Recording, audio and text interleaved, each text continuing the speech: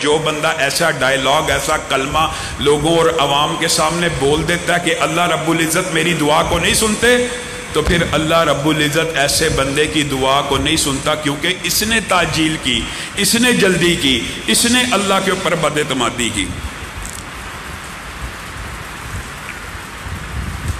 میرے بھائیوں، دعا کے دیگر آداب کے ساتھ ساتھ دعا کے اندر جلدی نہ کرنے کے حوالے سے حضرت ایوب کا بڑا لمبا چوڑا واقعہ آپ لوگوں نے سنا ہوگا، لیکن عالم عرب میں ایک مشہور واقعہ جس نے صبر ایوب کی یاد تازہ کر دی۔ ویسے تو میڈیکل سائنس کے اندر 19 سال 20 سال کے کومے کی ہسٹری موجود ہے کہ 19 سال بعد بندہ کومے سے واپس آیا ہو، یہ ہسٹری موجود ہے۔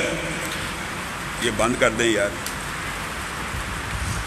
یہ ہسٹری موجود ہے، لیکن عالم عرب میں، سعودی عرب میں یہ اخبارات میں خبر چھپی کہ ایک بندہ 14 سال کومے میں رہا، اس کی بیوی اور اس کا ایک بچہ ہر روز ہسپتال میں 2 دفعہ آتے تھے۔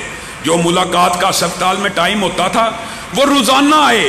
14 سال کے اندر انہوں نے ایک ناگہ نہ کیا، وہ بچہ ہر روز اپنے باپ کو غسل دیتا، اس کی غلاظت کو صاف کرتا، اس کو اچھی طرح نہلاتا، اس کی بیوی آتی ہر روز۔ ڈاکٹروں نے تنگ آ کے اس کو کہنا شروع کر دیا کہ آپ ہمیں اجازت دیں، ہم اس کی آکسیجن وغیرہ یہ جو مشینیں اتار دیں۔ بیوی بچے نے کہا یہ حرکت نہیں کرنی، ہم اپنے اللہ سے پر امید ہیں کہ ایک دن بیوی نے کہا میرا خاوند صحیح حالت میں بیٹھا ہوگا، اور بچے نے کہا میرا باپ ایک دن بالکل صحیح سلامت ہوگا۔ ہسپتال والے امید چھوڑ چکے ہیں، عملے والے امید چھوڑ چکے ہیں، ان بیوی اور بچوں نے امید کا دامن ہاتھ سے نہیں چھوڑا۔ 14 سال گزر گئے۔ 14 سال بعد بیوی ایک دن ہسپتال میں داخل ہوئی، کیا دیکھا؟ خاوند بستر کے اوپر بیٹھا ہوا اس کا انتظار کر رہا ہے، اس کی آنکھوں میں پانی آ گیا۔ عملے نے، ڈاکٹروں نے آ کے خوشخبری دی، کہا میڈیکل سائنس کے اندر، عرب کے اندر دنیا کے اندر تو 19 سال کے 20 سال کے واقعے موجود ہیں، لیکن عالم عرب میں پہلا واقعہ ہے کہ 14 سال کے کومے کے بعد کوئی بندہ ہوش میں آیا ہو، اور وجہ آپ ہیں، آپ کی استقامت ہے، آپ کی دیکھ بھال ہے، آپ کی نگرانی ہے۔ اللہ کی قسم، ورنہ تو ہم تنگ آ کے 1-2 سال بعد بندے سے اولاد کو ہٹا دیتے ہیں اور گھر والوں کو منا لیتے ہیں کہ بس اس کو اللہ کی سپرد کر کے اللہ کے پاس جانے دو۔ تم کیا عمل کرتے تھے؟ بیوی نے کہا میں گھر جا کے اپنے رب سے دعا کرتی تھی، اللہ ایک دن میری زندگی میں ایسا لانا کہ میں اپنے خاوند کو اپنی آنکھوں سے تندرست دیکھوں، اور یہ میرا جو بچہ ہے یہ محلے کے غریبوں کے اندر خیرات اور پیسے کو تقسیم کیا کرتا تھا، اور ان کو پیسے دینے کے بعد کہتا تھا میرے باپ کے لیے دعا کرو کہ میری زندگی میں ایک مرتبہ میرے سر کے اوپر شفقت سے ہاتھ پھیرے۔ آج ان دعاؤں کا نتیجہ ہے، اور ان غریب آدمیوں کی اور لوگوں کی اور اس خیرات کا نتیجہ ہے کہ تم دیکھ رہے ہو میرا خاوند زندہ سلامت بالکل صحیح حالت میں موجود ہے۔ مایوس نہیں ہونا دعا سے۔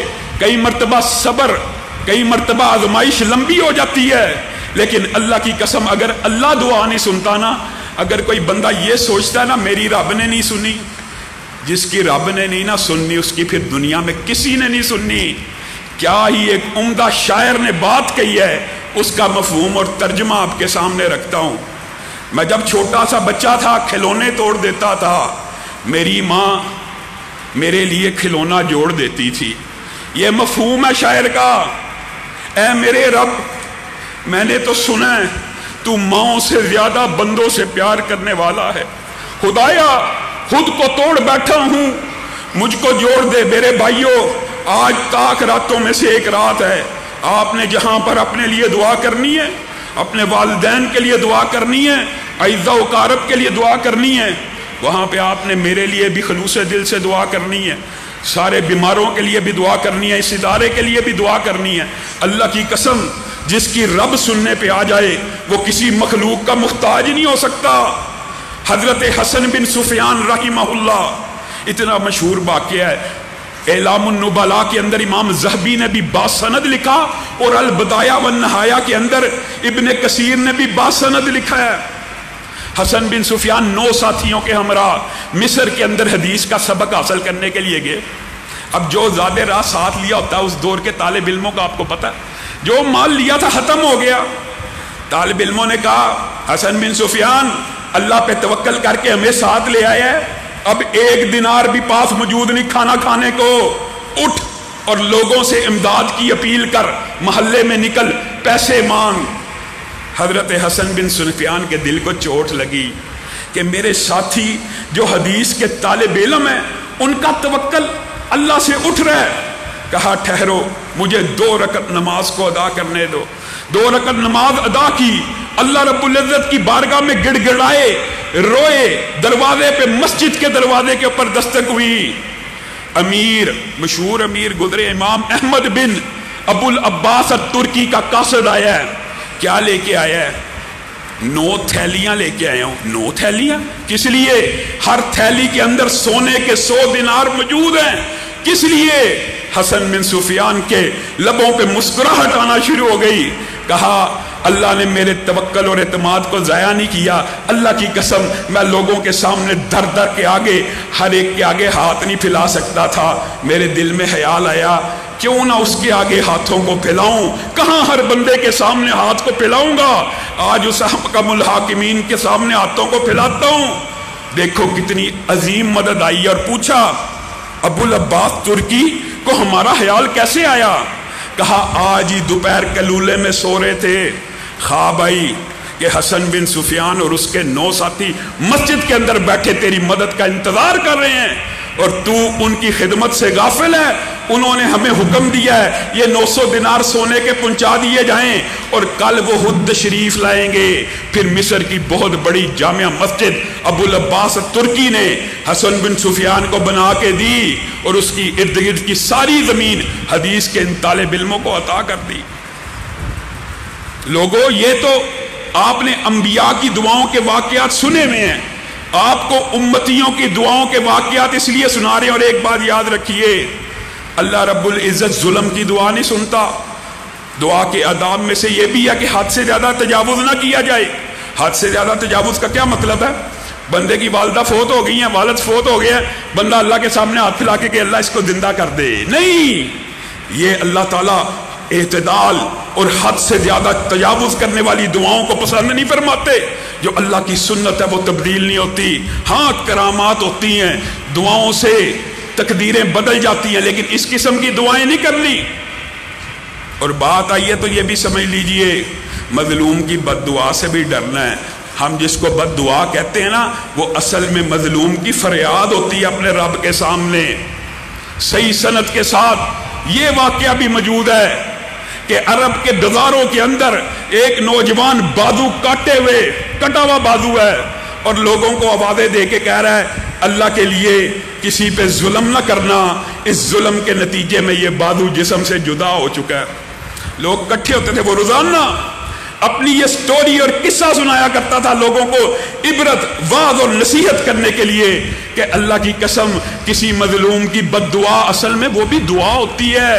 مظلوم کے حق میں وہ دعا ہے، تیرے اور میرے لیے وہ بد دعا بن جاتی ہے. اور اللہ رب العزت نے 6 پارے کی ابتدا یہاں سے کی ہے، لا یحب اللہ الجہر بالسوء. اللہ تعالیٰ بری دعا اور بری بات کو پسند نہیں فرماتا ہے الا من ظلم، لیکن جس کے اوپر ظلم ہوا ہو وہ بد دعا کر سکتا ہے. اس نے اپنا واقعہ ہر روز سناتا تھا. کیا تھا واقعہ؟ مشہور ہے، شاید بعض ساتھیوں نے سنا ہو. وہ ایک حکومت کا کرندہ تھا، حکومتی نمائندہ تھا، اور اس کو مچھلیاں پکڑنے والے ساحل کے اوپر ڈیوٹی پہ حکومت کی طرف سے لگایا گیا تھا. ایک دن ڈیوٹی کرتے کرتے اس نے دیکھا ایک مچھیرے نے بہت بڑی طاقتور اور خوبصورت مچھلی پکڑی ہے. اس کے دل میں لالچ ہوئی. حکومت کے ایجنٹوں کی اور حکومتی اداروں کے آپ کو پتہ نمائندوں کی ہر دور میں یہی اصلت رہی ہے، عوام کے مال کو اپنا حق سمجھتے ہیں. اس نے کہا یہ مچھلی مجھے دے، باقی لے جا. وہ غریب آدمی تھا، مچھیرا تھا، وہ روک تو نہیں تھا سکتا. اس نے کہا آج میرے گھر میں بڑی بھوک ہے، بڑا افلاس ہے، اللہ کی قسم یہ مچھلی کچھ اچھے مہنگے داموں بک جائے گی، میرے بیوی بچے کچھ کھا لیں گے. تو امیر آدمی ہے، کبیر آدمی ہے، تو اپنے زبان کے ذائقے کے لیے مچھلی لے کے جانا چاہتا ہے، میرے بیوی بچوں کا پیٹ پل جائے گا، نہ لے کے جا. اس کو ترس نہ آیا، مچھلی کو اٹھایا، کہا گھر لے کے جا رہا ہوں. اچانک مچھلی نے ہلنا شروع کیا. میں نے مچھلی کو پکڑا، اس نے میرے انگوٹھے کے اوپر دانت گاڑ لیے. کہا میں گھر میں گیا، ساری رات اس تکلیف میں کڑتا، اور اگلے دن صبح حکامہ کے پاس گیا، انہوں نے کہا انگوٹھا کاٹ دو، اگر نہ کاٹا ہاتھ کاٹنا پڑے گا۔ کہا انگوٹھا کٹوایا، 1-2 دن کے لیے آرام آیا، ہاتھ میں درد شروع ہو گئی، حکیموں نے کہا ہاتھ کاٹ دو، اگر نہ کاٹا تو پوری بازو کاٹنی پڑے گی۔ کہا کٹوا لیا۔ ذہن میں ابھی تک اس ظلم کے بارے میں ضمیر نہیں تھا جاگا۔ کہا 2 دن نہیں تھے گزرے، بازو میں درد شروع ہو گئی۔ حکیم نے کہا کس کے ساتھ ظلم کیا ہے، کیا معاملہ؟ کا اچانک ذہن میں جماکا ہوا، اوہو مچھیرے کو تلاش کرو۔ حکیم نے کہا اگر آج بازو نہ کاٹی پورے جسم میں زہر پھیل جائے گا، مر جائے گا۔ کہا تو بازو کاٹ۔ میں نے مچھیرے کو تلاش کرنا شروع کیا، وہ شہر چھوڑ کے کسی دوسرے شہر منتقل ہو چکا تھا۔ میں اس کے دروازے پہ پہنچا اور میں نے کہا تو مجھے پہچانتا ہے؟ کہا ہاں میں تو تجھے بڑی اچھی طرح جانتا ہوں، ابھی 7-8 دن پہلے تو نے مجھ سے میری مچھلی چرائی تھی۔ کہا پھر اللہ کی رضا کے لیے مجھے معاف کر دے، یہ بازو اسی ظلم کا نتیجہ ہے۔ مچھیرے کی آنکھوں میں آنسو آ گئے۔ اس نے کہا اللہ کی قسم تیری اس ظلم کی حالت کو دیکھ کے تجھے معاف تو کر دیتا ہوں، لیکن تجھے پتہ ہے جس وقت تو مجھ سے مچھلی کھینچ رہا تھا اس وقت میرے لبوں سے ایک بد دعا نکلی تھی، اللہ اس بندے کے اوپر اپنی قدرت کا عظیم الشان نمونہ میری آنکھوں کو دکھا دے کہ مجھے پتہ چل جائے تو 7 آسمانوں پہ بیٹھ کے مظلوموں کی داد رسی کر سکتا ہے۔ آج اللہ نے تجھے میرے گھر میں بھیج دیا معافی مانگنے کے لیے۔ اور وہ خود کہتا تھا نوجوان ہر روز یہ داستان سنا کے، اللہ کی قسم اگر میں مچھیرے سے پہلے دن معافی مانگ لیتا تو شاید میرا ہاتھ بھی نہ کٹتا، اور اگر میں اس دن معافی نہ مانگتا تو آج دنیا میں بھی نہ ہوتا۔ لوگوں دعائے مرد مومن تقدیروں کو ایسے بدلتی ہے، میں نے اور آپ نے اخلاص پیدا کرنا ہے۔ دعاؤں میں حضور قلب بھی ہونا چاہیے، یہ نہیں بندہ غافل دیز کے ساتھ واک کر رہا ہے اور منہ سے استغفر اللہ استغفر اللہ استغفر اللہ، ٹھیک ہے ذکر ہے، ذکر کی اقسام ہے، لیکن جس گناہ کی توبہ کرنی ہے اس کے لیے نادم ہو کے حضور قلب کے ساتھ توجہ کے ساتھ، جو تیر نشانے کے بغیر چھوڑا جائے وہ کسی کو بھی لگ سکتا ہے، جو تیر نشانہ باندھ کے چھوڑا جائے۔ اسی لیے حدیث کے الفاظ ہیں غافل دل کی دعا قبول نہیں ہوتی، کہ بندہ کس کو پکار رہا ہے، بندے کو یا نہیں آ رہی، پکار اللہ کو رہا ہے، پکارتا تو اللہ کو ہے، اور غفلت کا مظاہرہ اس طرح کر رہا ہے اس پکار میں سنجیدہ ہی نہیں۔ اللہ تعالیٰ تو دلوں کے بھید بھی جانتا ہے، اس لیے دعا اس طرح حضور قلب سے ہونی چاہیے جیسے بدر کے اندر کتنا خوبصورت شاعر نے شعر کہا ہے کہ فضائے بدر پیدا کر فرشتے تیری نصرت کو اتر سکتے ہیں گردوں سے کتار اندر کتار۔ اب بھی نبی کریم سجدے میں رو رہے ہیں، نبی کو رونے کی ضرورت ہوتی ہے؟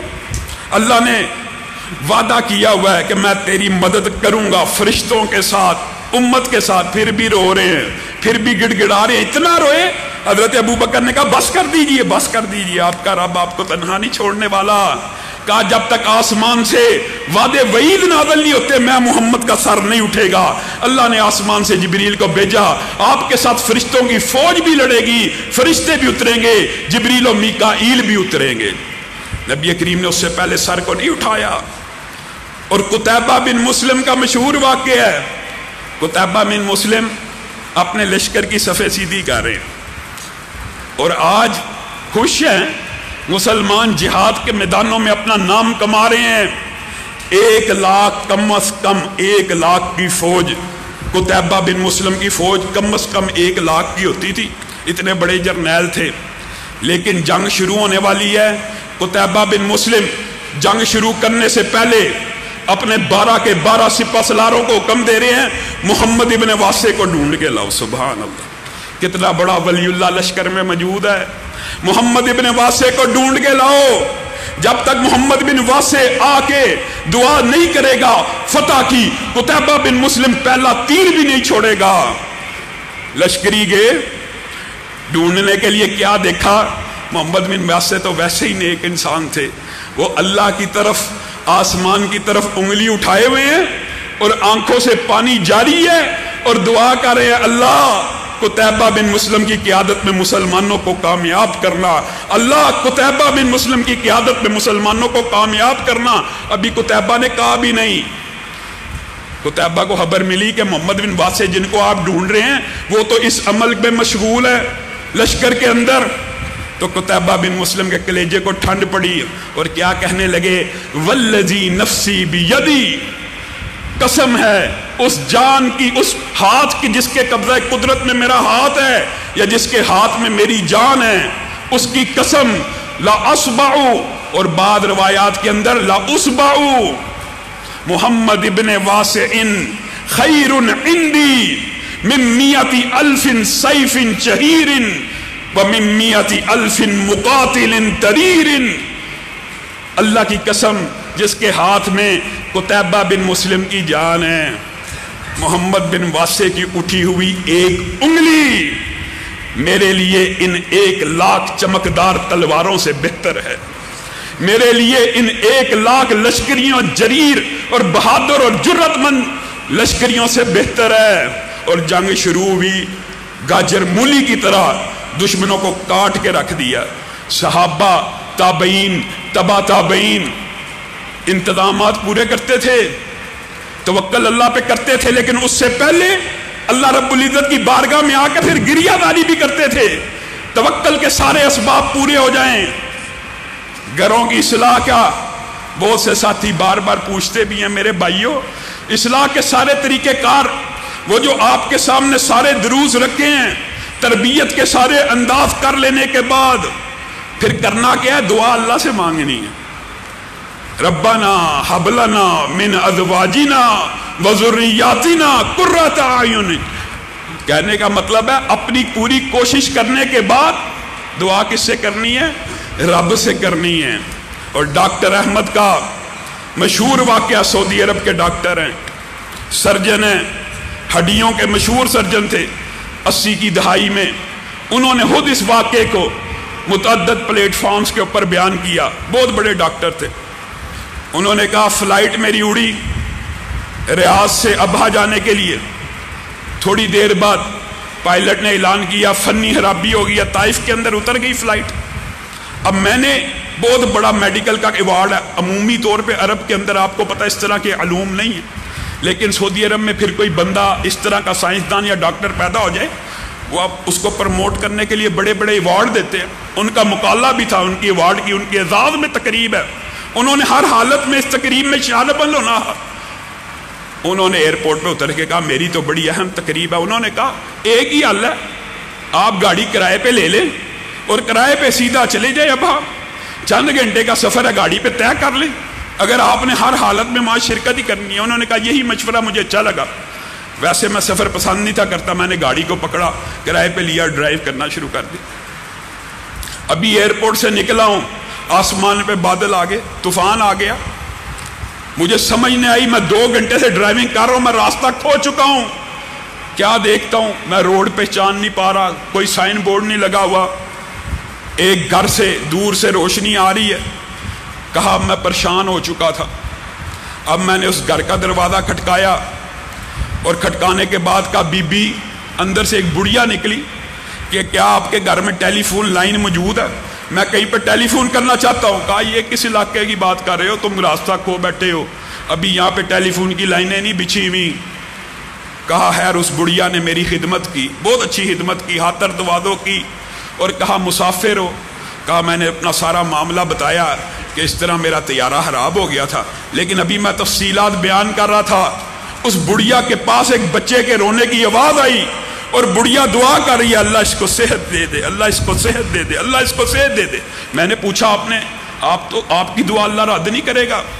یہ آپ کس کے لیے دعا کر رہی ہے؟ کہہ رہی ہے یہ میرا یتیم پوتا ہے, اس کا باپ مر چکا ہے, اس کو ہڈیوں کی ایک ایسی بیماری ہے کہ پورے قصبے والوں نے کہا ہے کہ سعودی عرب میں ایک ہی ڈاکٹر ہے جس کا نام ڈاکٹر احمد ہے, وہ اس کا علاج کر سکتا ہے. ڈاکٹر احمد کہتے ہیں میری آنکھوں سے زاروں قطار آنسو بہنے لگے.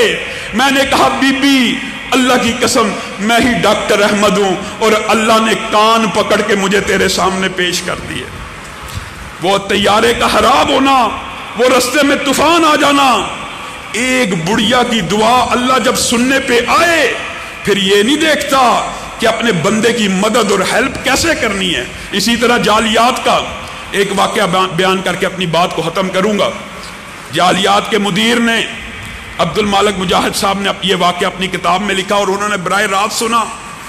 جعلیات کا مدیر تھا سعودیہ کا, اس نے خود یہ واقعہ ان کو سنایا کہ ہندوستان کا ایک بندہ تھا, وہ ہمارے ادھر آیا, اس کے اوپر قتل کا شبہ تھا, گرفتار ہو گیا. قتل اس کے کمپنی میں ہوا تھا, اس کو گرفتار کر لیا گیا. سارے شبے اس کے اوپر اس کے ساتھیوں کے اوپر جاتے تھے, لیکن وہ بندہ دل سے یہ جانتا ہے کہ میں قتل میں ملوث نہیں, اگرچہ میرے ساتھی ملوث ہیں یا نہیں. وہ خود اس قتل میں ملوث نہیں تھا, اور ہندوستان کا بندہ تھا, سیکولر اور ملحد ذہن کا. مطلب یہ کہ نہ ہندو تھا, نہ سکھ تھا, نہ عیسائی تھا, نہ مسلمان تھا. ویسے اس کا جو طبعی رجحان تھا وہ عیسائیت کے قریب تھا. وہ مدیر جعلیات کہتے ہیں کہ ابتداً اس کا طبعی رجحان عیسائیت کے قریب تھا. کہتے ہیں جب وہ گرفتار ہوا تو سعودی عرب میں جو تفتیش کا نظام ہے وہ بڑا سخت اور کرخت قسم کا. کہتا اس بندے نے مجھے یہ خود واقعہ سنایا کہ پہلے دن جب میں پکڑا گیا نا تو میں نے کہا میں عیسائیوں کے رب سے دعا کروں گا, اللہ تعالیٰ وہ یعنی جو عیسائیوں کا رب ہے اس کو پکار کے کہ اگر تو سچا ہے تو مجھے نجات دے دے. کہا میں نے عیسائیوں کے رب کو پکارا, 4-5 دن پکارتا رہا, کوئی ریلیف نہیں ملی. میں نے سکھوں کے خدا کو پکارنا شروع کیا, کوئی ریلیف نہیں ملی. میں نے ہندو دیوتاؤں کو, بتوں کو نام لے لے کے, ہندوستان میں پلا بڑا تھا, ایک ایک بت کو جانتا تھا, ہر ایک کا نام لے کے پکار لیا.